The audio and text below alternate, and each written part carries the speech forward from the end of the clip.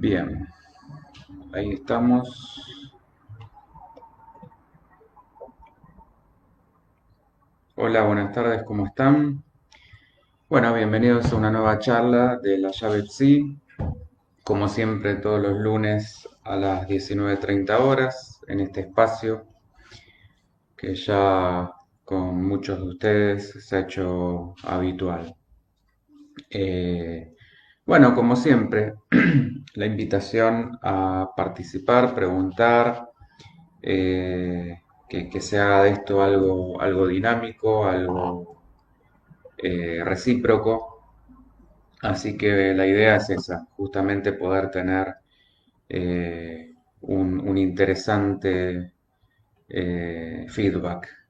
Hola Ana María, ¿cómo te va? Voy a ir saludando gente. Hola Adriana, bueno, siempre al pie del cañón. Veo, disculpen la demora, esperemos que esta vez no se corte. Hola Ale. Eh, Así que nada, vamos a ir directamente a los bifes, como quien dice. Em, para todo quien le interese lo que ofrecemos, pueden ver la página donde están todas las actividades, que es layavepsi.com. Nos pueden escuchar en vivo, escuchar y ver hoy por hoy, porque estamos no solamente con audio, sino con video en la radio. Hola, Vale, que es también vía internet por www.cero.me/radio y barra TV. Ahí nos pueden tanto escuchar como ver. Así que bien. Hoy vamos a hablar de un tema más que interesante, que es el transhumanismo. No sé si muchos de ustedes, o algunos de ustedes, algunas, sabrán de qué se trata, pero es una cuestión que hasta hace no mucho parecía más de ciencia ficción y hoy por hoy es bastante más realidad que ficción. Y como siempre se dice, la realidad termina superando a la ficción. Bueno, para ir entrando de lleno en tema, ¿de qué se trata esto? ¿Qué quiere decir cuando hablamos de transhumanismo? Bueno, estamos hablando de una ideología filosófica que tiene como objetivo alterar, mejorar la naturaleza humana y prolongar su existencia. Ni más ni menos que esto, y esto lo dicen así de fuerte como suena.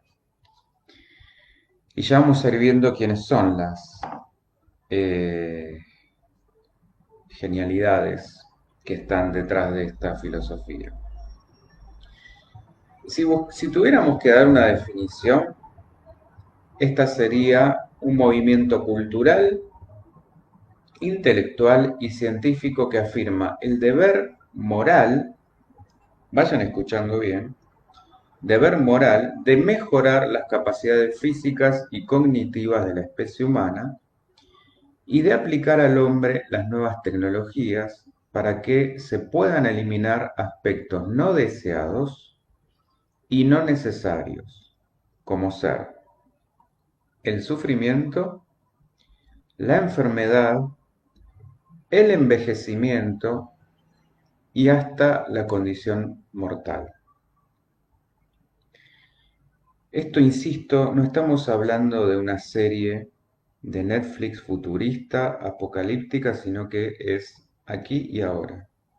Y como vamos a ir viendo, tiene bastante más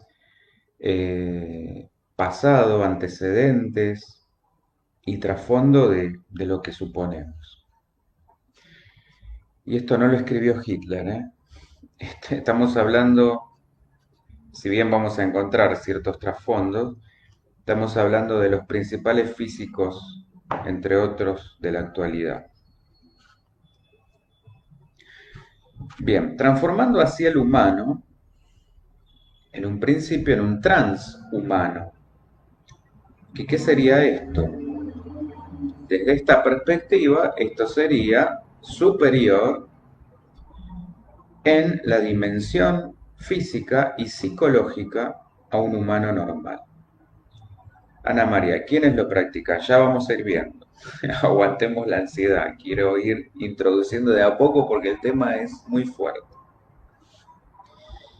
Luego, este transhumano pasaría a ser un posthumano, el cual tendría, escuchen bien, una esperanza de vida superior a los 500 años, mayores capacidades cognitivas y ejercería un mayor control sobre sus emociones.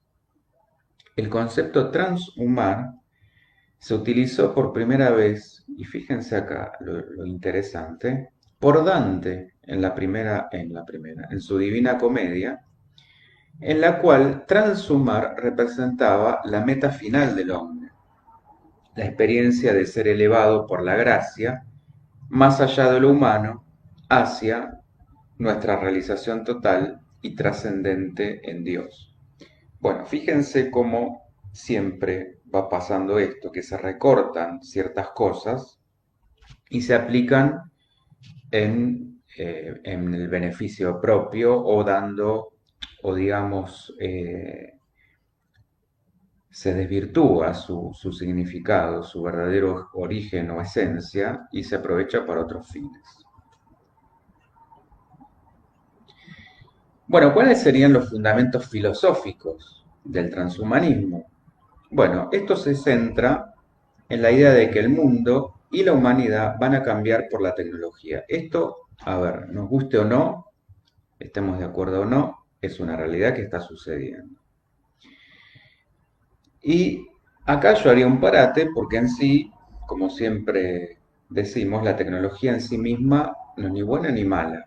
El tema es el uso que le damos a esto y si hay un límite y cuál debe ser ese límite.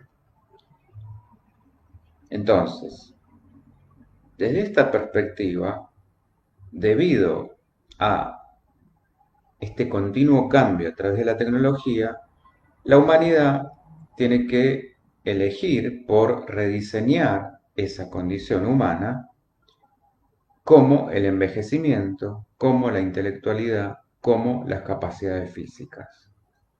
Entonces, desde este punto de vista, utilizar métodos tecnológicos es para esta gente un derecho moral, porque, según ellos, sería una tragedia la pérdida de los potenciales beneficios.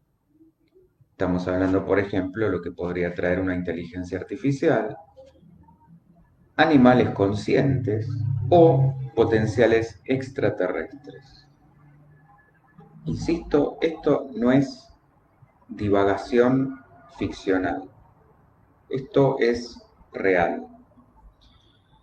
Hay una asociación mundial transhumanista, cuyas siglas son WTA en inglés, y esta gente ha concretado su declaración de intenciones en tres grandes proyectos. Campaña por los derechos de las personas.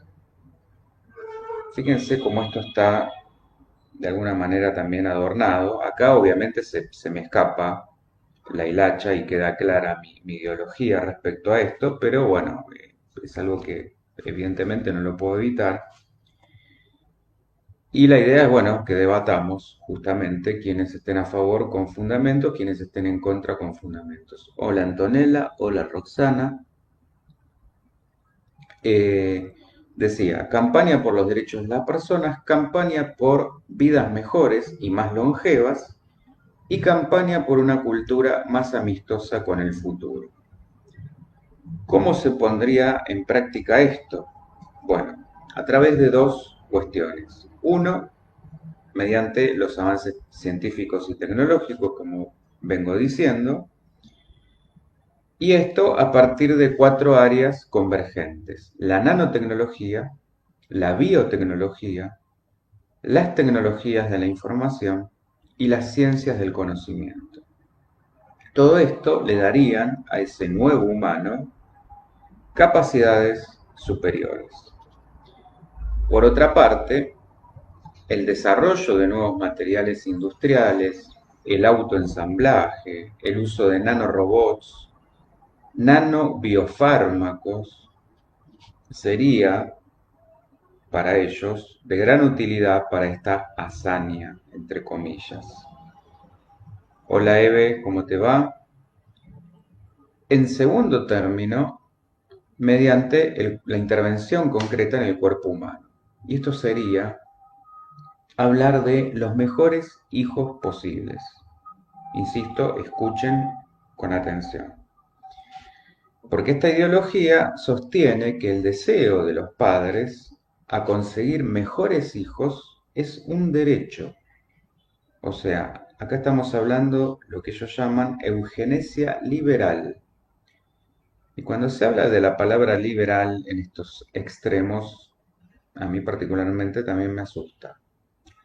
Y esto se podría realizar mediante dos formas. La eugenesia negativa, que es la eliminación de los bebés defectuosos a través de un diagnóstico prenatal. O sea, esto para mí remite a lo que, por ejemplo, se hacía en la antigua Grecia, cuando si alguien nacía con algún defecto físico, directamente se lo exterminaba, se lo lanzaba desde un precipicio, porque no servía para la guerra. Bueno, acá estamos hablando de la eliminación antes del nacimiento al detectar por tecnología un defecto. ¿Qué tipo de defecto? No sabemos. No sabemos si estamos hablando de eh, defectos de movilidad, defectos, algún problema cerebral. Bueno, no sabemos. ¿Cómo se va a determinar esto? ¿Quién lo va a determinar? ¿Con qué derecho? ¿Con qué atribución?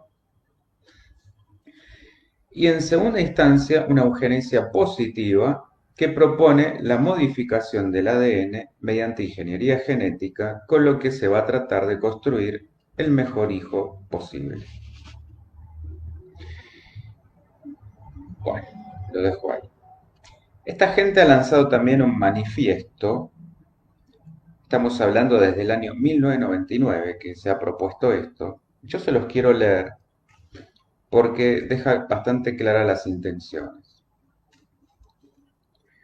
Bien.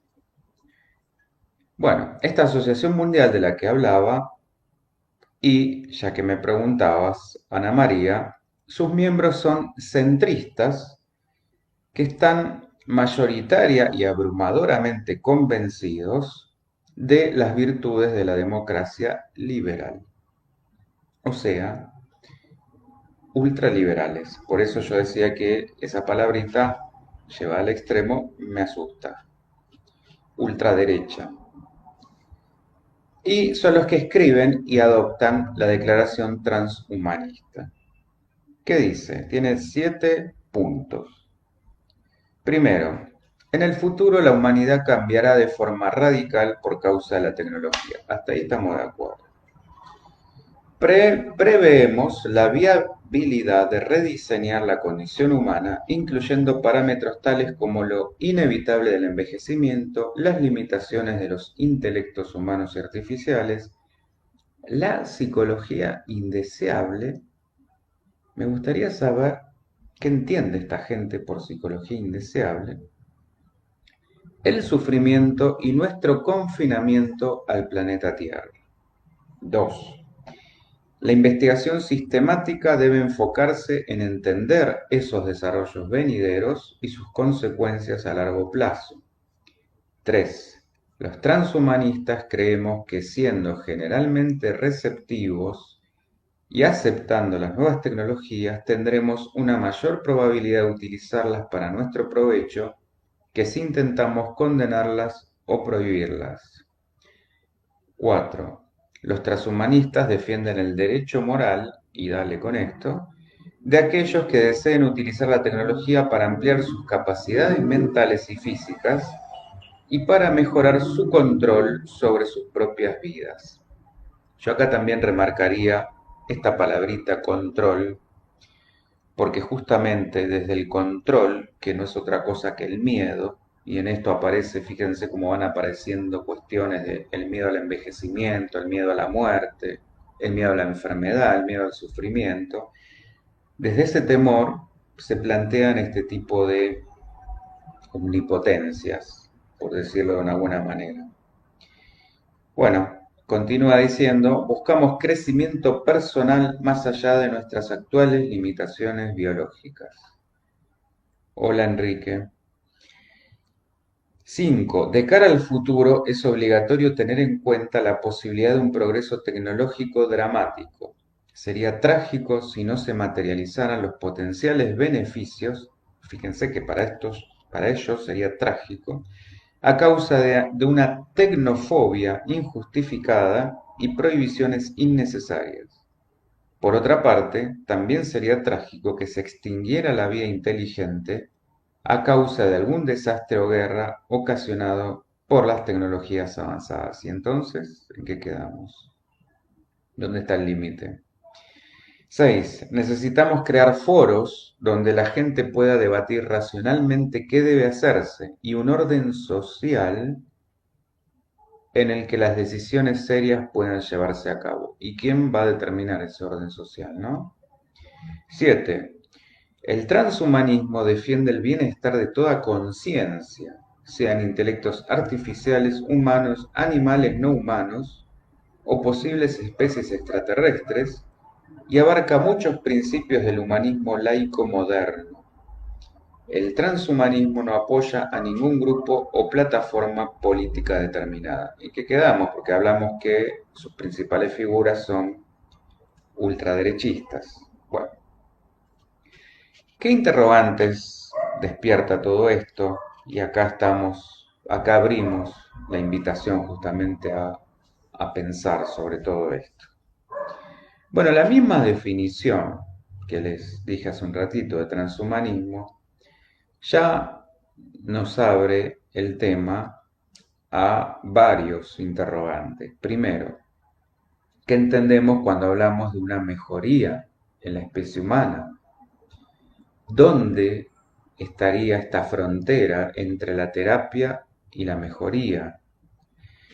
El hombre, como yo les decía, la humanidad, mejor dicho, ha usado desde siempre medios naturales o artificiales para potenciar sus facultades, como por ejemplo algo simple como los anteojos, mejorar su cuerpo, fortalecer su inteligencia.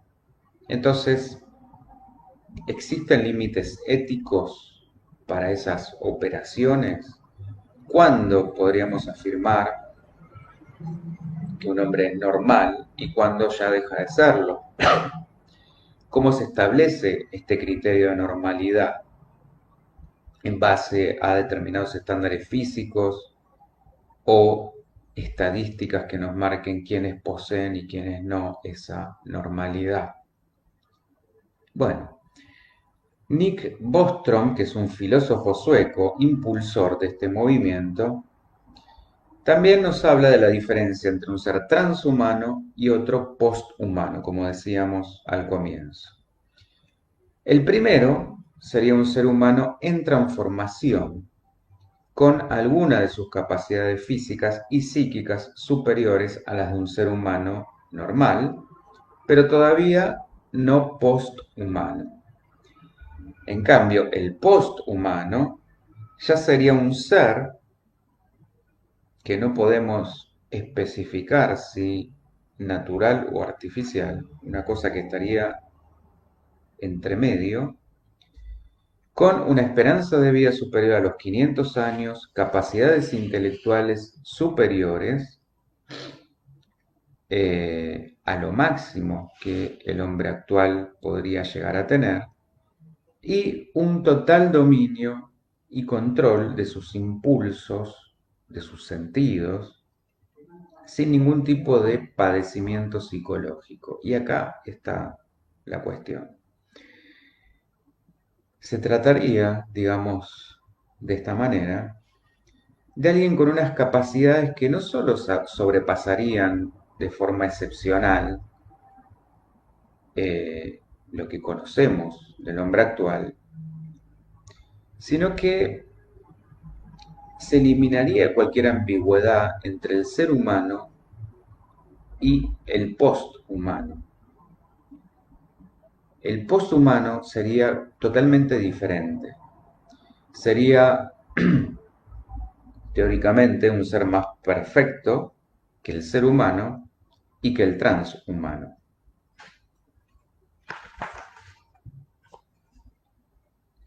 Robots. Sí, Adriana, exacto, exactamente. Eh, Alienados. Eh, Según este filósofo, Bostrom, estos seres podrían gozar de una prolongación de la vida sin deterioro, tendrían mayores capacidades intelectuales, es decir, más inteligente que los demás, un cuerpo conforme a sus deseos y podría autorreplicarse, es decir, engendrar copias de sí mismo y tener control absoluto sobre sus emociones. Esto me hace acordar también a el mito griego de las almas gemelas, de los orígenes en cuanto el hombre desafió a los dioses. En un principio eran seres andróginos completos, desafiaron a los dioses y los dioses enfurecidos los partieron a la mitad, condenándolos a buscarse eternamente. Bueno, esto sería de alguna manera volvernos una aspiración a convertirnos en esos dioses. Bueno, ¿cómo se lograría esto en la práctica? Hablábamos hace un rato de, en primer lugar, la aplicación de la técnica eugenésica prenatal a embriones. Esto sería la selección de seres humanos sin defectos y sin patologías. La eliminación de los seres enfermos con la práctica oportuna. Es decir, aborto generalizado para quien venga con algún defecto de fábrica. Y acá también, haciendo una vinculación directa a lo espiritual, que evidentemente esta gente de espiritual poco y nada, yo me pregunto dónde quedaría el karma, que es la cuestión que acá está quedando muy pendiente. Es decir, para estos genios, entre comillas, evidentemente somos solamente seres orgánicos que deben ser perfeccionados y deben ir volviéndose cada vez menos humanos y más máquinas. Ale, me estás jodiendo, es un delirio. Te juro que no, Ale. Yo cuando lo leí también no lo podía creer, pero esto es, insisto, averígüenlo, no me crean. Es más, hay series que ya hablan de esto. Hay una serie que no recuerdo, que está en Netflix, que hablan de una post-humana. Una que les recomiendo es Altered Carbon, por ejemplo, pero hay otras. De hecho, Elon Musk, el famoso este señor ultra recontra millonario, que es el que puso en órbita todo esto de los famosos satélites del 5G y que está uno de los tantos que aparecieron ahora privados que está en la carrera espacial.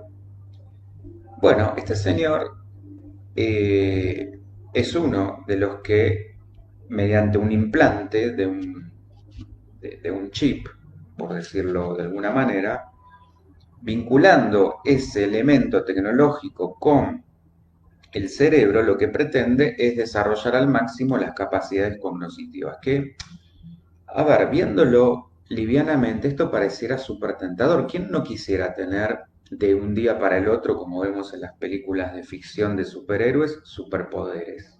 Es decir, te implanto algo y de golpe te volvés, no sé, súper musculoso, súper fuerte, súper inteligente, tenés visión de rayos X, te volvés un X-Men, por ejemplo.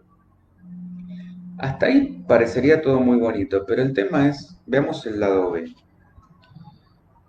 Y justamente una de las películas de ficción, que es El Hombre Araña, nos dejaba una lección interesante, que es que todo poder conlleva una gran responsabilidad. Entonces, lo que se gana gratis, sin esfuerzo, sin autoesfuerzo, primero que no se valora y segundo que muy difícilmente se utiliza responsablemente. Si yo de golpe a una persona cualquiera, sin que haga absolutamente nada, la hago, por decir algo bastante burdo, ultramillonaria, primero que difícilmente sepa manejarlo, que difícilmente sepa hacer un buen uso de eso, que difícilmente esté preparada para eso.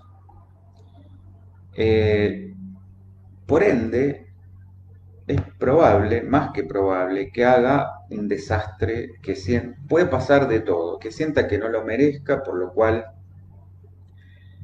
eh, sin pensar en maldades, no sepa cómo utilizarla y se le vaya de las manos. Pensando en maldades, puede utilizarla justamente para volverse absolutamente una persona vanidosa, ambiciosa, egoísta, etcétera, y por ahí no ayudar para nada en el crecimiento o la expansión de otros. Bueno, esto lo hemos visto con casos de por ahí deportistas que tenían orígenes muy humildes y de golpe triunfan y no encuentran la manera de bancarse ese éxito. Músicos, lo vemos en el arte, grupos que hasta son creados y fabricados en serie como si fueran, bueno, lo son, un producto de marketing y desde muy jovencitos y tienen un éxito rotundo, fugaz, efímero y después artistas que empiezan muy chiquititos, niños que son muy famosos, actores y después los vemos que terminan en un desastre, bueno, eh, terminando en adictos, muchos de ellos justamente con problemas o le han sacado todo lo que ganaron o terminan en juicios y escándalos por doquier. Bueno, todo esto. ¿Cuál es la moraleja de esto? Que uno debe hacer un trabajo, y esto no es tampoco una defensa ultranza de la meritocracia, sino de el trabajo interno. Cuando uno se gana algo en el sentido de si por ejemplo yo quisiera, no sé, volverme más fuerte, pero lo hago desde una manera que implique un sacrificio, es decir, algo que yo pueda validarme y que vaya viendo el proceso, como ir a un gimnasio, hacer un régimen, etcétera, eso va a alimentar mi autoestima y me va a permitir ir asimilando, ir procesando ese logro, ir de alguna manera también acompañando ese cambio, entendiéndolo, ir concientizándolo, interiorizándolo, madurándolo. Ahora, si esto fuera dado de golpe y artificialmente, ¿cuál sería el valor? Es como decir, te regalo vida eterna. Ok, suena también como las películas que veíamos de vampiros. ¿Quién no quisiera tener vida eterna? Y después uno lo piensa dos veces y no sé si está tan bueno. ¿Cuál sería el valor de la vida si fuera eterna? Si lo pensamos de esta manera. ¿Cuál sería el valor de un cuerpo escultural si fuera dado por arte de magia? ¿Cuál sería el valor de tener muchísimo dinero si viniera dado también mágicamente? Natalia, buenas tardes, ¿cómo estás? Ale, es así, lo que es gratis no se valora y lo que fácil llega, fácil se va. Exactamente. Carmen, buenas tardes. Em, pero esto va todavía más allá. Eh, Porque acá estamos hablando no solamente de esto que decía recién, sino encima de toda una ideología muy retorcida, si la pensamos en el fondo, porque está hablando de este viejo, esta vieja pretensión que ya hemos escuchado a lo largo de la historia muchas veces y que tiende a repetirse, de esta utopía de seres perfectos, seres superiores. Esto ya lo hemos, insisto, ya viene de hace mucho. La selección, yo me preguntaría, bueno, ¿quién seleccionaría y en base a qué criterio? O sea, ¿cuál sería el criterio de selección? Que seamos todos, ¿qué sería ser todos perfectos? Sin enfermedades, pero también hablaríamos de un color determinado. ¿Dónde estaría, dónde quedaría la diversidad, que es lo que nos distingue como humanos? Eh, Me acuerdo también de muchas películas. Bueno, hay muchas películas de ficción sobre estos temas, de figuras que están en la cúspide del mundo corporativo y se creen con el poder justamente de hacer lo que quieran y de volverse esto, con tal de aferrarse al poder y por el miedo, a volverse inmortales, a eternizarse, eh,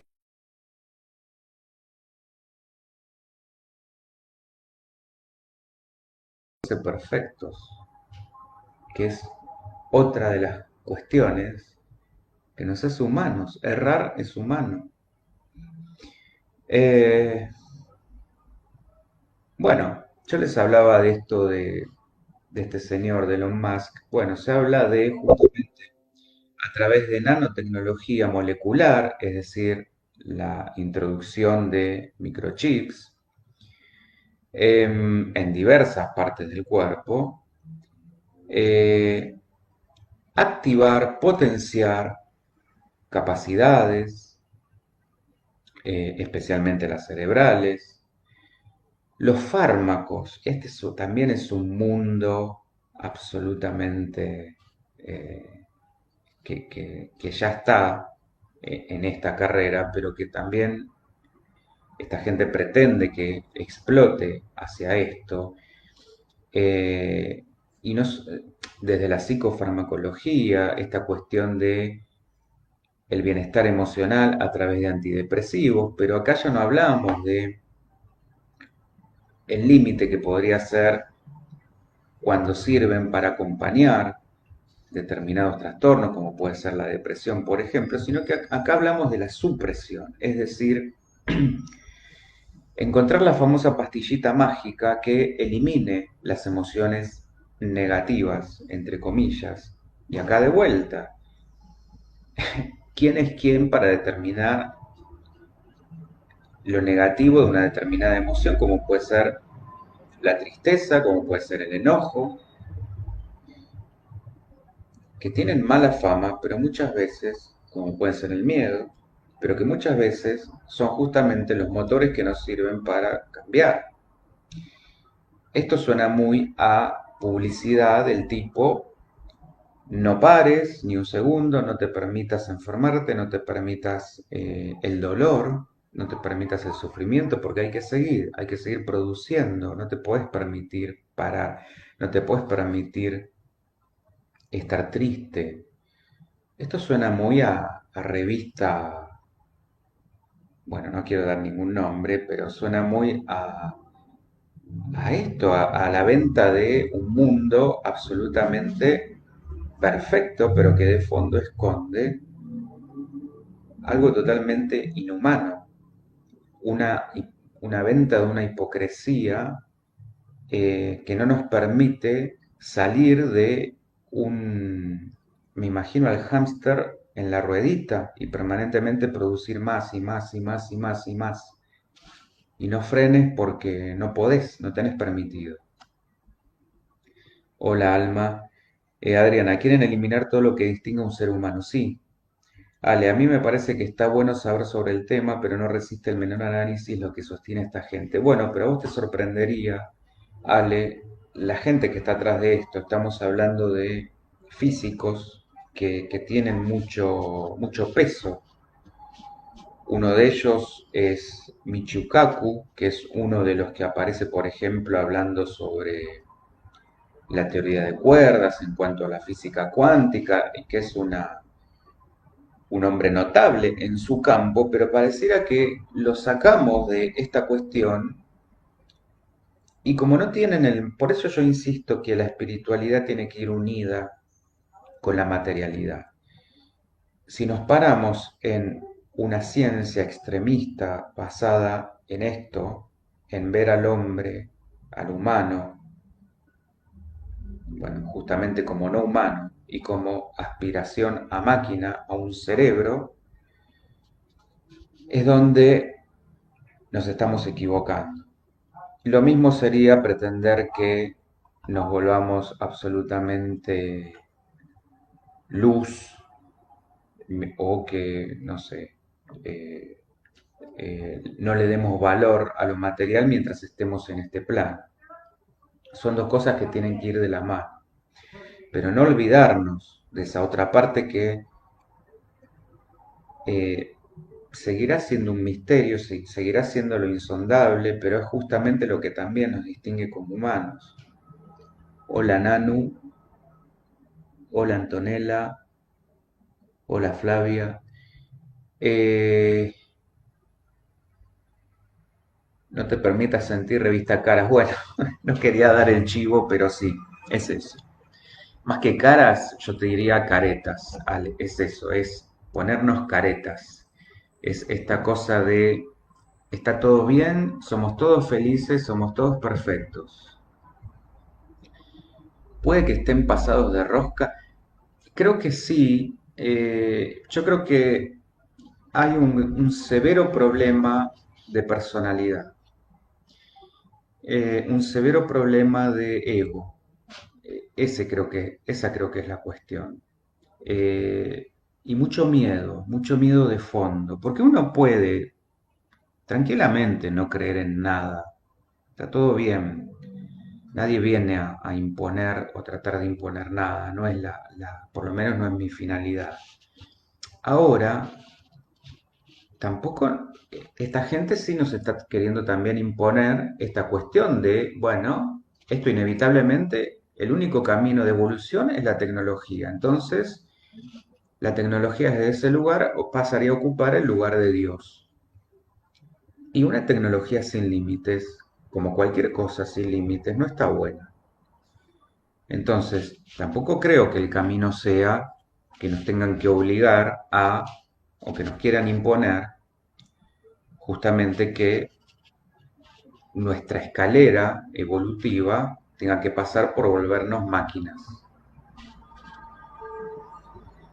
Por lo menos que se nos permita elegir. Eh, quien se quiera poner el chip, que lo haga, pero bueno. Adriana, hola, películas que lo han anticipado, Gattaca, La Isla, Elysium y otras gracias, porque yo la verdad que en eso soy de madera, nunca me acuerdo, pero las vi todas, pero de ahí que me acuerde los nombres, no. Ale, a eso me refería, sí.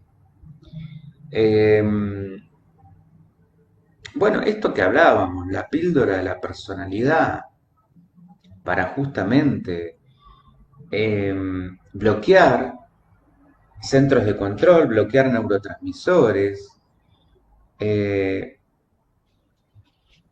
y todo para, por ejemplo, superar cuestiones como la timidez, es decir, se meten en lugares donde encuentran evidentemente el resquicio, con personas que de alguna manera sienten ciertas limitaciones, como por ejemplo puede ser esta, la timidez, problemas físicos, esto de la píldora para volverte delgado de golpe, bello de golpe, inteligente de golpe, eh, bueno, para el tímido que pueda de golpe poder superar sus problemas emocionales. em, prolongar la esperanza de vida, eh, en teoría la calidad de vida, vencer a la muerte a través de, y esto ya también lo hemos escuchado, la crioconservación, la reanimación de pacientes mantenidos en suspensión, acuérdense de Walt Disney. Eh, Esto que también hemos visto, me acuerdo hasta, por ejemplo, de Futurama, esto de que se lo congelaba y se lo volvía a despertar después de esa hibernación que podía durar, no sé, todo un milenio. Em, bueno, y esto obviamente no tiene límites, no tiene límites. Eh, bueno, y acá lo paradójico es justamente esto que decía antes, porque se toma al humano como si no estuviera constituido por más que solo materia. Eh, de hecho, estamos hablando de una visión bastante mecanicista, según la cual el cerebro y sus informaciones se podrían reducir a materia, únicamente materia, y han llegado hasta formular la hipótesis de una existencia post-biológica. Es decir, en un primer momento, por medio de una especie de escáner, se podría obtener un escaneo de la matriz sináptica de una persona con la finalidad de reproducirla en un segundo momento en un ordenador. Es decir, tomar la conciencia de una persona, asimilando esto a sus recuerdos, subirla, supongamos, a una nube y luego descargarla en otro cuerpo, en una computadora o en otro cuerpo, en otra vestimenta. Esto sería de alguna manera una analogía con lo que pasa en una transmisión de datos de tipo virtual, es decir, transferir los datos de lo vivido y lo subjetivo a partir de un cuerpo biológico ya fallecido, ya sea a otro ser orgánico, como una especie de trasplante de cerebro. Estela, hola, hola, coincido con Ale, coincido con vos en que detrás de todo esto hay mucho miedo. Hay mucho miedo y bastante terror, diría también, porque si quedaría solo en el miedo, bueno, pero el tema es lo que se pretende hacer con esto, porque ¿qué pasa? Imaginemos, por ejemplo, un futuro donde, ¿qué pasaría con los que no estuvieran de acuerdo con esto? ¿Qué pasaría entre los perfectos y los imperfectos? Adriana, ¿están trabajando en algo concreto, Ale, en esto o es solo una teoría y filosofía teórica? No, no, Adriana, esto es una realidad. Yo te estaba hablando de lo que te decía de este señor Elon Musk, esto de el microchip trasplantado, unido, mejor dicho, a las neuronas para expandir todas las potencialidades cognitivas, por ejemplo. Esto seguirá evolucionando y obviamente nosotros debemos conocer un 10%. Esto va a apuntar a todo lo que vengo denominando la selección natural de quienes van a nacer y cómo se pretende un orden mundial donde todo sea absolutamente perfecto, entre comillas, regulado, controlado, donde nada de esto se escape. Y lo que se escape, bueno, no sé, no sé cuál sería el destino. Pero esto aparte se apunta hacia una expansión de esta futura humanidad fuera de la Tierra, apuntan a la manipulación genética, la eliminación de cualquier tipo de patología, de enfermedad, de emoción negativa, de psicología indeseable, que esto a mí es particularmente el campo que me toca y lo que me asusta. Imagínense esto de no hagas más terapia porque no sirve para nada. Tomá, te doy, comprate, se acordará a Matrix, la pastilla azul o la roja, comprate la pastilla, que no me acuerdo cuál era, del está todo bien y comprate la ilusión y no vas a sufrir más. Bueno, mucha gente va a ir por este camino, va a ir por la fácil. El tema es que, ¿cuál va a ser el valor de eso? Se apunta a la eternidad, a la no muerte. Con lo cual, ¿qué pasa para los que creen en un alma? ¿Qué pasa con esa alma? Eh, el Comité de Ética de Organismos Internacionales Médicos, bueno, es que esto va a empezar a ponerse. Lo que pasa es que hoy es un asunto que está como de alguna manera todavía en pañales, porque nadie ve todavía por la calle un transhumano, pero cuando esto empieza a ser real, cuando empecemos a cruzarnos con seres cyborgs, ¿qué va a pasar? Cuando aparezca el robot, la inteligencia artificial, este va a ser, creo, el punto de quiebre. ¿Qué va a pasar cuando aparezca la inteligencia artificial así, eh, totalmente blanqueada, digamos, porque esto también ya obviamente es un hecho, pero bueno, cuando aparezca y un ser artificial sea superior cognitivamente al humano y que no tenga límite, porque esto es exponencial. ¿Qué va a pasar cuando haya este tipo de máquinas que sean capaces de autorreplicarse, de clonarse a sí mismas? Bueno, esto parece ficción, insisto, pero no es ficción. ¿Quién hubiera, pensémoslo fácil, quién hubiera pensado hace unos años en impresoras 3D, por ejemplo? Bueno, hoy las impresoras 3D son una realidad, es lo que permite crear cosas a partir de una simple idea. Bueno, en un futuro esto, imaginémoslo, voy a poder imprimir un corazón, un pulmón, etcétera. Estela, el miedo te paraliza, es muy difícil. Sí, es cierto. El tema, bueno, es qué hago con eso, hacia dónde voy. Y por eso también estamos en un punto de quiebre a nivel humanidad.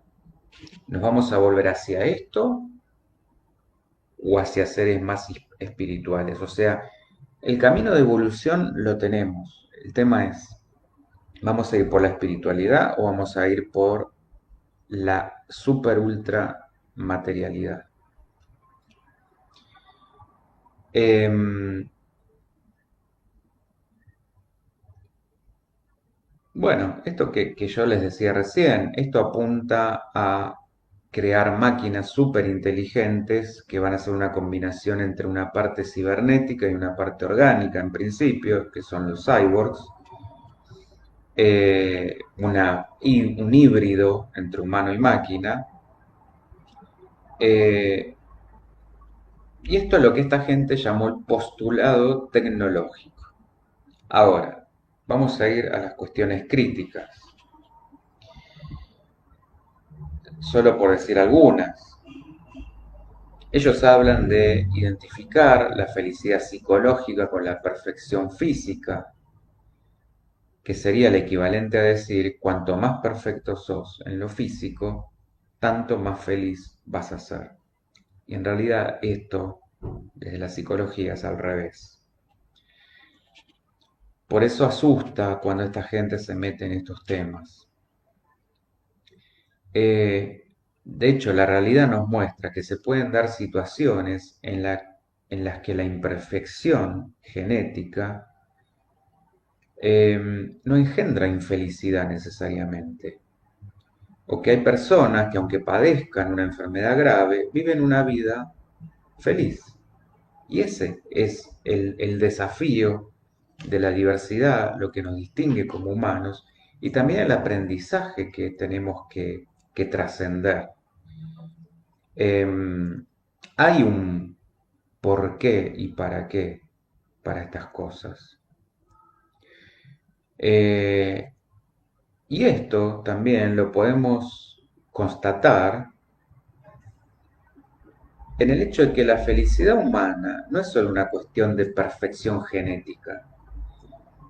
Y hoy, siglo XXI, pareciera que estar remarcando esto es realmente una locura, pero bueno, es como si todo se fuera reciclando y como si viejas ideologías aparecieran con distintas caras. Eh, bueno, esto es algo más profundo, que ya nos metemos en el ámbito de lo moral, algo que se relaciona con la persona en su conjunto, lo que también prueba en alguna medida de que no somos solo materia. Aparte, la experiencia demuestra que lo que nos hace más felices no es meramente un bien material o algo que se puede someter a un experimento científico positivo, entre comillas. Pensemos, por ejemplo, en la amistad o en el amor, que son dos cuestiones que no se compran, que no se consiguen por medio de la tecnología. Y esto es justamente lo que nos lleva a pensar que no estamos orientados únicamente a conseguir bienes materiales, sino bienes que son valores en sí mismos y que son los más importantes. Lo esencial es invisible a los ojos, como decía el Principito. Acá lo que yo veo particularmente es una confusión entre las capacidades físicas y las cualidades morales o metamateriales. Y esto, por eso yo marcaba esto, remite a viejas ideologías como puede ser las del nazismo, sin ir más lejos, donde se pensaba en un superhombre y que, como ya vamos a ver, esto también viene de antaño, donde meramente a través de el desarrollo de sus capacidades genéticas, en teoría superiores, es que se iba a alcanzar esa divinidad. Aparte, nos tendríamos que preguntar si esta evolución es solamente o queda limitada solamente a un proceso material de causa-efecto, o si hay algo más. Por lo menos dejar esa puertita abierta, tener la mente suficientemente abierta como para eso. Bueno, acá la cuestión es que estos autores asumen como dogma que la evolución es un fenómeno materialista y causal, sin darse cuenta que en buena medida esta afirmación está en contraste con sus principios, con sus propios principios. ¿Por qué creer en el progreso ilimitado de la ciencia si la realidad demuestra que muchas veces la ciencia también se equivoca, que también es falible y que muchas veces hasta retrocede? Ustedes recuerden que con el iluminismo se pensaba que justamente con el progreso científico se iban a lograr erradicar la pobreza, las enfermedades y todos los males. Bueno, ¿qué pasó? Llegó la Segunda Guerra Mundial, la Primera y la Segunda, sobre todo la Segunda, y ahí se dieron por terminadas todas estas ilusiones y entramos en este posmodernismo donde pasamos a eh, la crisis total de, y la decadencia total de ideologías y valores. Eh, y tampoco está demostrada la utopía de un progreso científico lleno de optimismo. Bueno, lo acabo de decir, ejemplos sobran. Acá habría como una confianza dogmática en esa ciencia y al mismo tiempo la acusación de un dogmatismo fideísta, esto es el no razonamiento de la creencia religiosa, y tampoco no demostrado a la metafísica. En definitiva, son ellos los que caen en este dogmatismo, pero ya de orden materialista y cientificista. Además, hay cuestiones prácticas acá que tenemos que criticar. Antes de llegar a producir un hombre perfecto, entre comillas, ¿no? O posthumano, ¿qué hacer con todos, esto que yo decía antes, qué va a pasar o qué hacer con todos los no perfectos? Si es que tienen chance, porque quizás esto pasa a ser obligatorio. Mientras convivan. Eh, y esto también me hace acordar a los X-Men, qué pasaba entre los mutantes, como se los llamaba, y el resto de los humanos. Esto es una guerra declarada. ¿Quién va a establecer los derechos? ¿Con arreglo a qué principios? ¿Van a ser todos iguales? ¿O solamente en un ideal que en la práctica va a ser imposible de cumplir? ¿Cuál será ese fundamento de igualdad o desigualdad? ¿Por qué suponemos que vivir eternamente sería algo deseable para todos? ¿Está, como dicen ellos, la obligación moral y atribuirse el derecho moral? ¿Quiénes son? Preguntaría yo. De mejorar al ser humano, mejorar también entre comillas, o de darle para ellos una mejor vida, también entre comillas. ¿Y qué significaría mejor? ¿Hablamos en un sentido solo biológico o también moral? ¿Quién, en definitiva, va a establecer estos límites, esas normas de esta mejora, entre comillas, muchas comillas, biotecnológica? ¿El Estado? Los tecnócratas? ¿Quién? Bueno, particularmente, en mi opinión, esto es irrealizable. Es una utopía en la situación actual. Sin embargo, como yo decía antes, algunos de sus métodos, de sus premisas ya están ocurriendo. Acuérdense los intentos de clonación de la oveja, y que esto obviamente no lo sabemos, pero debe seguir intentándose y su curso.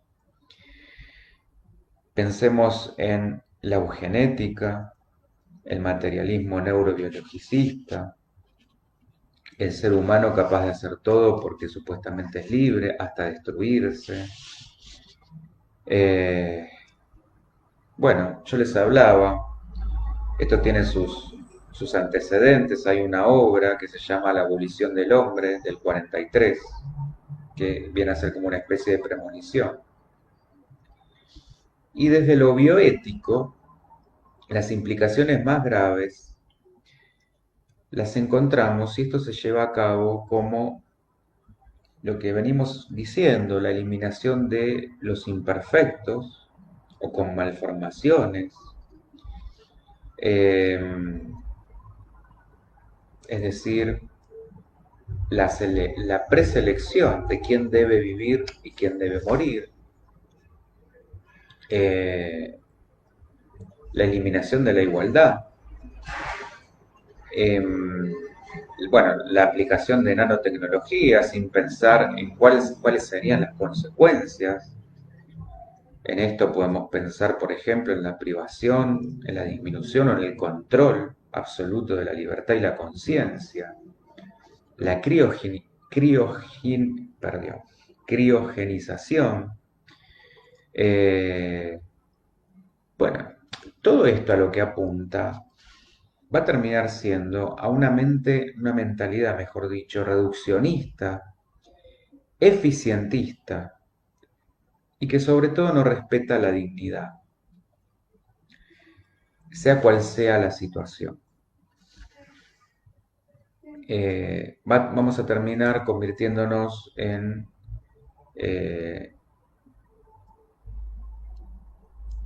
máquinas perfectas fabricadas en serie. Y esto, además de estar apoyado en hipótesis antropológicas bastante discutibles y que llevarían a consecuencias bastante también dramáticas, para nada tiene que ver, como dicen, o que van a terminar derivando en un humanismo posmoderno y laico, como ellos pretenden, sino más bien, diría yo, en un antihumanismo. Eh, que engañosamente, y acá está la cuestión, engañosamente venden como fines deseables todas estas cuestiones de la eternización de la vida, la no enfermedad, el no sufrimiento, etc. Em,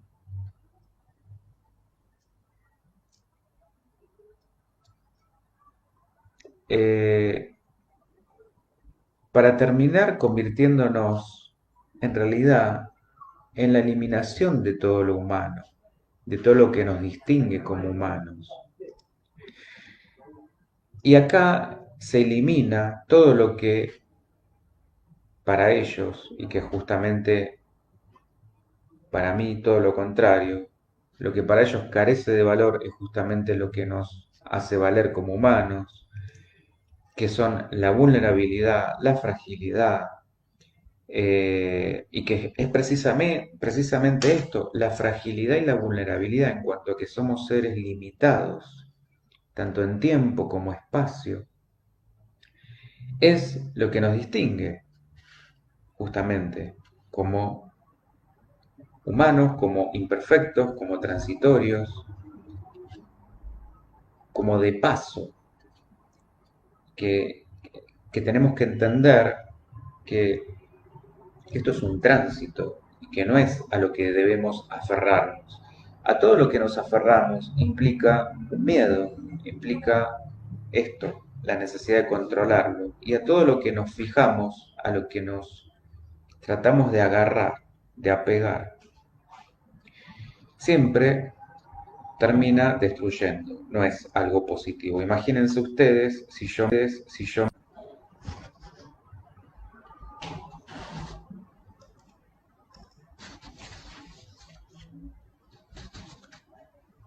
tengan paciencia, mientras tanto saludo, hola Natalia, bueno, ahí estoy de vuelta.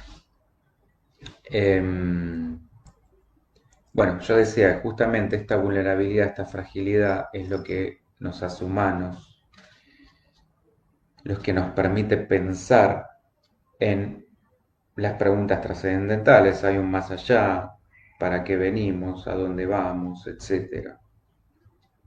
Eh,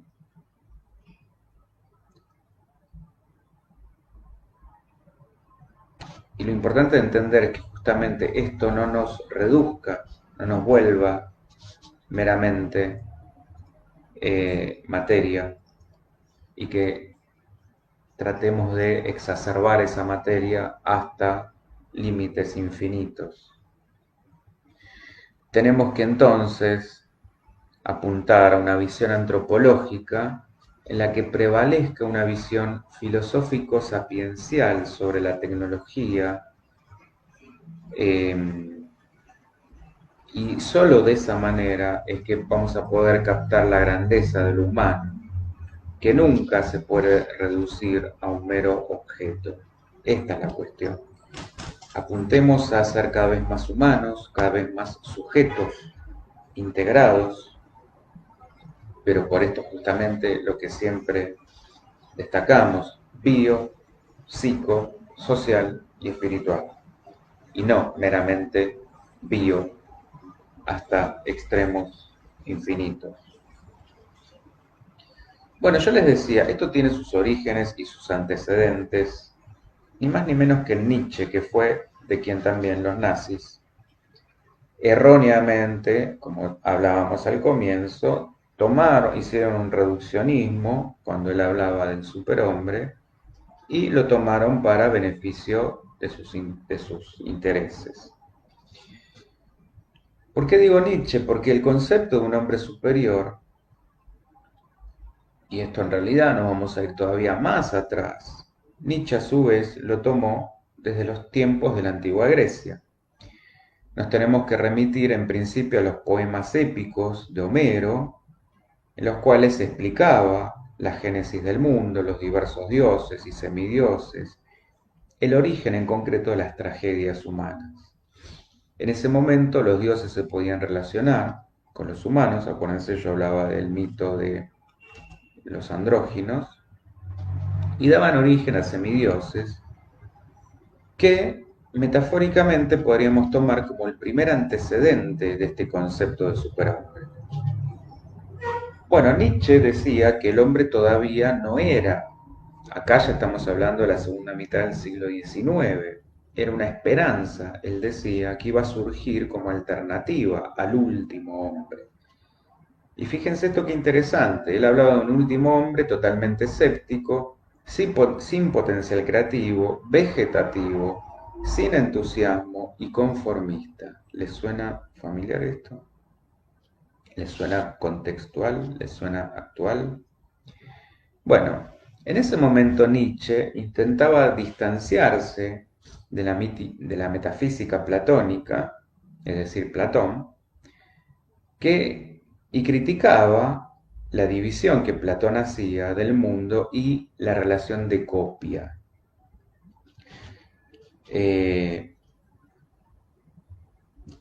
Acuérdense, Platón hablaba de una división entre lo superior y lo inferior. Para él, el cuerpo, la materia, era una prisión del alma. Y nuestro fin en esta vida era llegar a la idea suprema del bien que estaba en el mundo de las ideas, a través de la razón. Bien, bueno, para Nietzsche la grandeza del hombre estaba en ser un puente y no una meta. Era un tránsito, un devenir, un ir siendo, como decía también Heráclito, que era el que decía que nadie se baña dos veces en el mismo río. Y que también en ir siendo un ocaso, es decir, en el fluir, en el devenir. Pero de todas formas, Nietzsche, en algún momento, como él mismo dijo, también creyó en ese mundo más allá. Bueno, para derribar a los transmundanos que estaban fuera del mundo, así llamaba Nietzsche a los platonistas, en su obra, Así habló Zaratustra, él plantea la,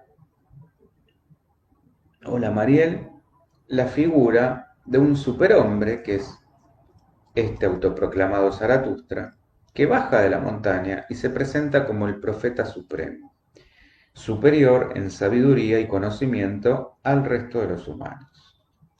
Bueno, hagan ustedes el paralelismo con lo que estábamos hablando hace un ratito.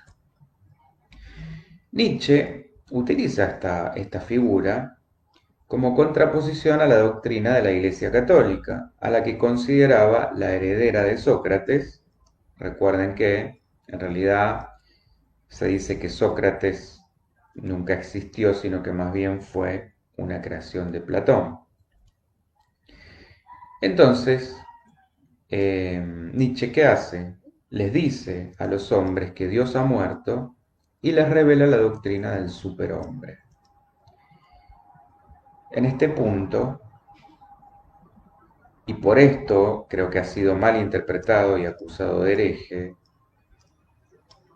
por cuanto su ataque al cristianismo y las críticas a la separación y degradación del cuerpo y de lo terrenal, eh, y las críticas a la metafísica de Sócrates y de Platón, obedecían más a una intención con romper con toda esa dependencia del ser, de ese más allá, de la separación y degradación de ese cuerpo y de lo terrenal, y del sometimiento a la voluntad de un Dios que él consideraba ebrio y atormentado, que apartó su vista de sí mismo y por eso creó al mundo.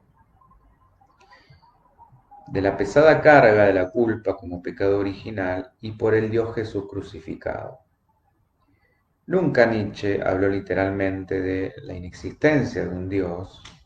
De hecho, él afirmó que creería en un Dios que pudiera bailar, y con esto era una simbología del juego y de la creatividad del hombre devenido niño. Bueno, pero como existencialista que era, y por tanto opuesto a ese idealismo platónico, no podía probar la existencia de nada que no fuera a través de los sentidos, y por ende no podía afirmar que hubiera un Dios o un mundo trascendental.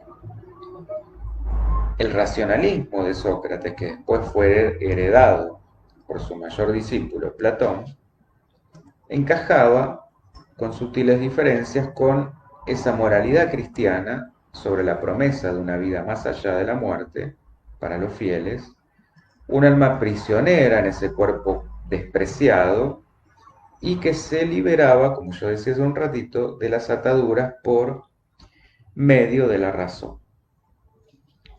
Recuerden en esto la alegoría de la caverna. Si nunca la escucharon, los invito a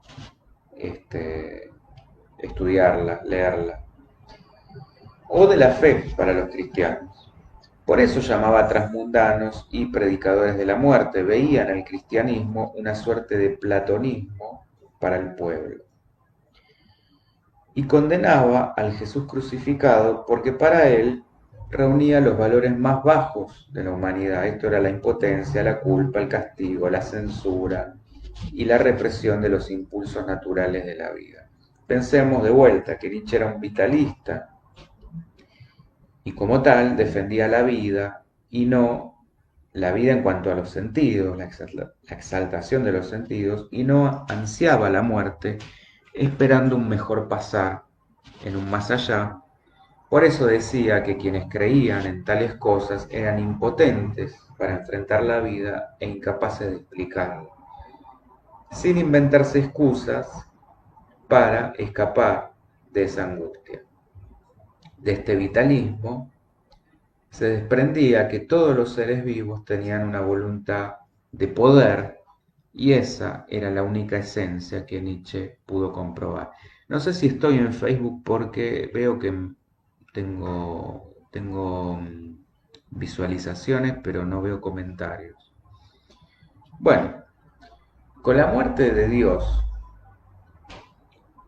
para Nietzsche, en cuanto a la muerte de todo sentido de esa idealidad, se abrían dos posibilidades, un ateísmo o un descarrilamiento moral, un último hombre, como decía hace un ratito, o por el contrario, el superhombre. Acá aparece esta cuestión.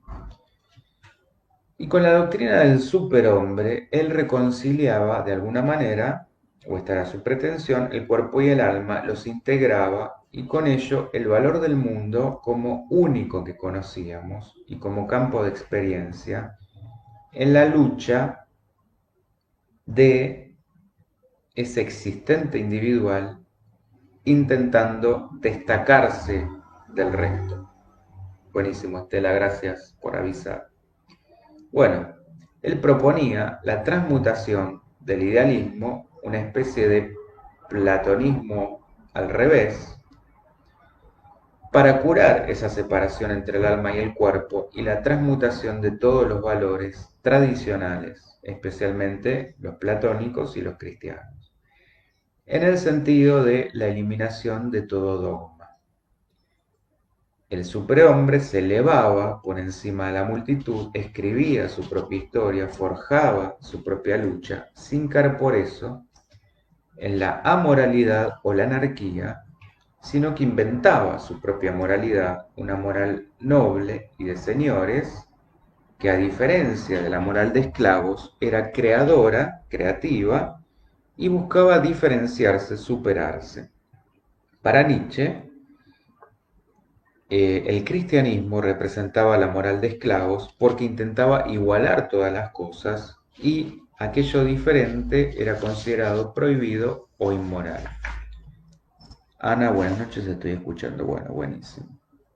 Bueno, y para llegar, perdón, al superhombre, Nietzsche hablaba de tres transformaciones: el camello, el león y el niño.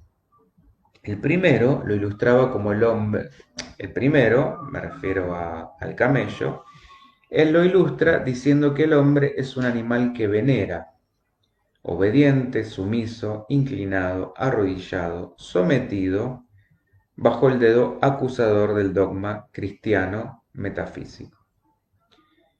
Hablamos de la metafísica platónica, ¿no? El león ya inicia la filosofía de la sospecha.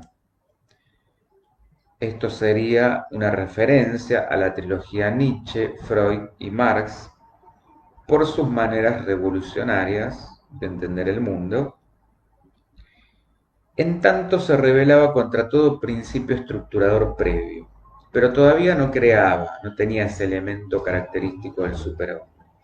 Solo cuando se transforma en niño podía crear y percibir el mundo como un juego que ya no necesitaba de sentido, el significado era el juego en sí mismo, porque al no haber un Dios que condene o apruebe, se diluía esta última posibilidad dadora de sentido. Solo existía el devenir. El hombre devenido a niño es el único creador, la única esencia. No hay un mundo separado al cual es preciso explicar y ajustarse, sino que se relaciona por primera vez con un mundo que va creando y que es parte de él. Aquel hombre sometido al camello se transforma entonces en juego, baile, inocencia, primer movimiento, impulso creador y de vida. Y este hombre Dios, que podría ser co-creador de ese Dios bailarín, sería el único del que Nietzsche no renegaría. ¿Por qué les traje esta figura? Bueno, fíjense ustedes acá, lo interesante es cómo Nietzsche habla de un momento crítico en la historia que él plantea dos posibilidades: o el ateísmo total o el superhombre. Yo creo que estamos en ese punto bisagra. Hoy estamos viendo este descarrilamiento moral, el hombre absolutamente eh, chato, decadente, bueno, etcétera. Y que va a tener que plantearse hacia dónde vamos. Pero fíjense que Nietzsche, cuando hablaba de un superhombre, no hablaba, como después fue tomado, por ejemplo, por el nazismo, como esta superioridad de raza, superioridad ya genética dada por la supuesta, este, el supuesto origen hiperbóreo o de aquellos dioses mitológicos que venían de un supuesto reino antiguo, mitológico, etcétera, tratando de argumentar o fundamentar a partir de ahí todo lo que se ha hecho. Nietzsche de alguna manera hablaba de un empoderamiento, hablaba justamente de una autotransformación, hablaba de un levantarse por encima de la multitud.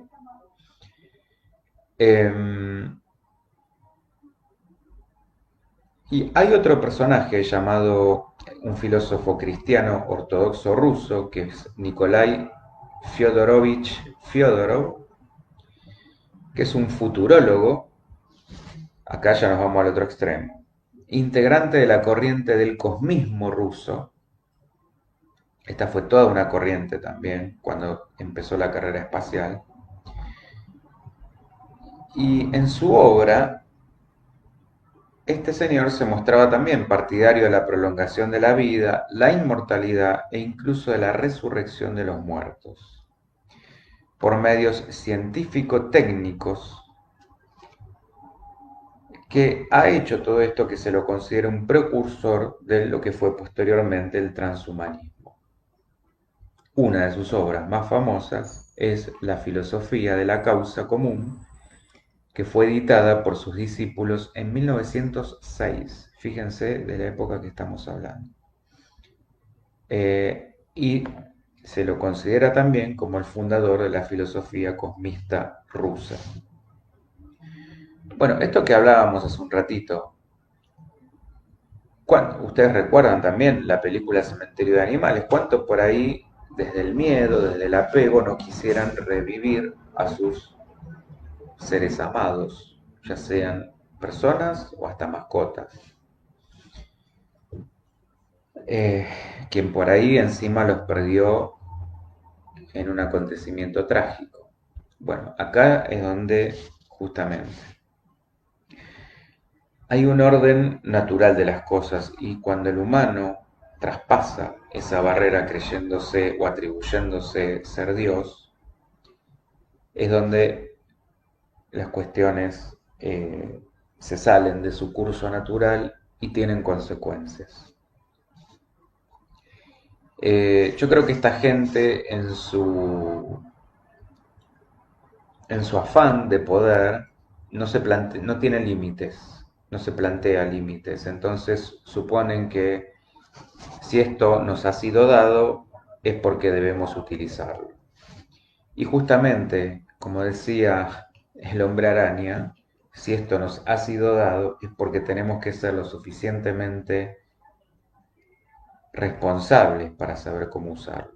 Nos ha sido dado el fuego, hemos descubierto el fuego, pero de nosotros depende utilizar ese fuego para crear, para como elemento socializador, para darnos calor, para contar historias, para cocinar o para incendiar, para destruir. Esa creo que es la cuestión. Y Nietzsche, cuando planteaba en sus contradicciones también, porque así como renegaba de Platón en cuanto a sus creencias en ese más allá, él mismo se termina proclamando en una especie de figura mesiánica, un nuevo Jesús, cuando proclama a este Zaratustra, que es él mismo, bajando de la montaña y dando a los hombres la nueva sabiduría o anunciando el nuevo mensaje que es el Dios viejo ha muerto, ahora viene la doctrina del superhombre.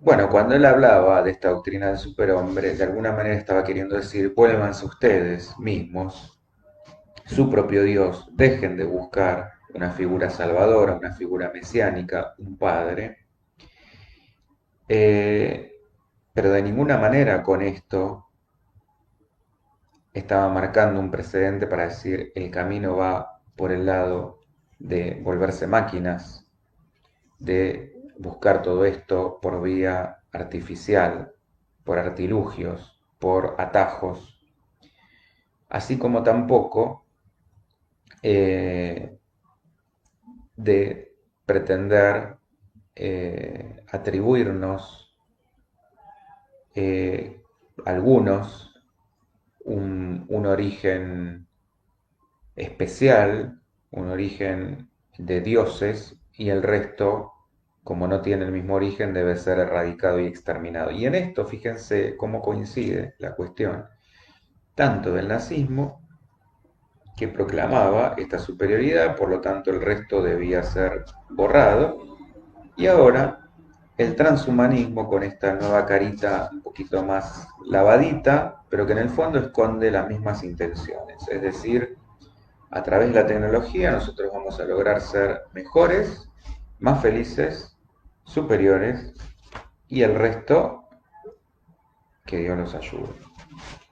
Bueno, colorín colorado, eso ha sido todo por hoy. Espero que les haya gustado, que haya aportado, como siempre digo, que haya servido, que deje para pensar. Esto está sucediendo y hacia esto vamos. Nos guste o no nos guste. Mejor que lo vayamos anticipando para que podamos tener la capacidad de saber dónde ubicarnos y para que podamos establecer un límite con nosotros y con el afuera. Como siempre también remarcamos que podamos elegir, así sea, elegir ser esclavos, pero elegir, que me pueda hacer cargo de lo que elijo. Así elija sufrir, así elija ser dominado, así elija ser sometido, pero estoy eligiendo y que me haga cargo.